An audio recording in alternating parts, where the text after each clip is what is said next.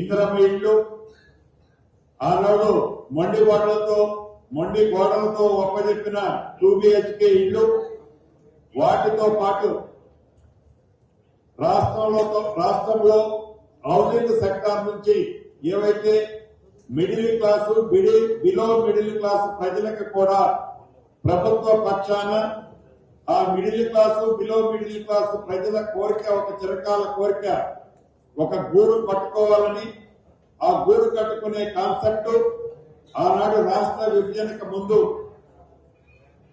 Like Kukkadapalli లాంటి housing board department తో ఇళ్లు ఏర్పాటు చేసి మధ్య తరగతి కుటుంబాలకు వారి స్థాయికి తగ్గ ఇళ్లు రాష్ట్ర ప్రభుత్వం హౌసింగ్ బోర్డు నుంచి కట్టించే కార్యక్రమాన్ని వరంగల్లో శ్రీకారం చుట్టే ఏర్పాట్లు కూడా యుద్ధ ప్రాతిపదిక మీద చేయాలని ఈ రోజు ఈ సభలో ఆదేశాలు ఇవ్వడం జరిగింది.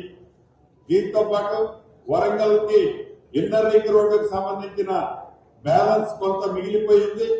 దాన్ని కూడా కొంత part already land acquisition complete అయింది.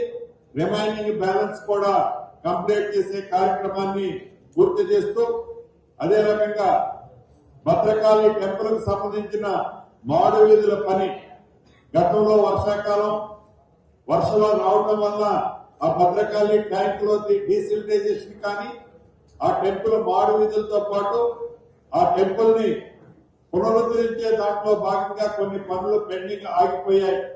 వాటికి సంబంధించింది కూడా ఎలా పూర్తి చేయాలని ఒక టైం లైన్ పెట్టుకొని పూర్తి చేసే కార్యక్రమాన్ని చర్చించుకొని ఈ ప్రెస్ మీట్ అయిన తర్వాత దాన్ని కూడా పరిశీలించడం జరుగుతుంది.